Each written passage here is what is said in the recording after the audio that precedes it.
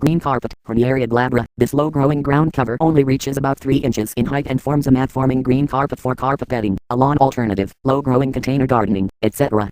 Horniaria glabra, also known as rupturelord or green carpet, is a soft-to-walk-on, evergreen grass substitute for many people or the perfect ground cover.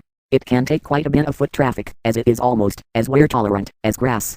Its small, vibrant green glabrous foliage will get inconspicuous lime green to white flowers on it, but they are barely visible and do not attract bees. Many people report never seeing Horniaria glabra flower at all, which makes it nice, as there is no flower cleanup. Horniaria glabra is a lovely bright green creeper which spreads effortlessly in all directions, filling up to 2 feet per plant.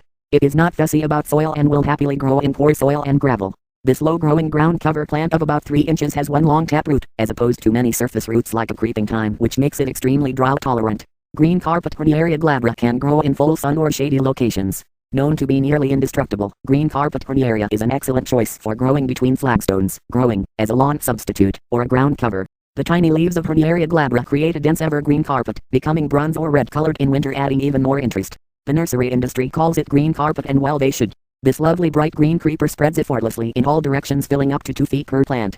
A fairly flat plant of about 2 inches, it has one long taproot, as opposed to many surface roots like a creeping thyme, which helps with water conservation.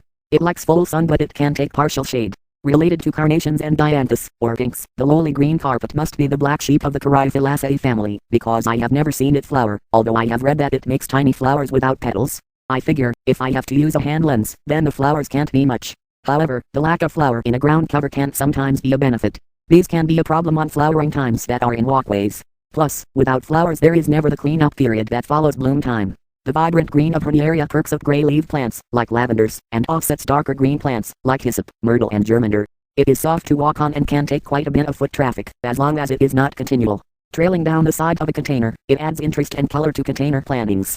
Sunset Western Garden Book rates this plant as hardy in all sunset zones. We have seen it rated from USDA Zone 5, but most literature suggests Zone 7.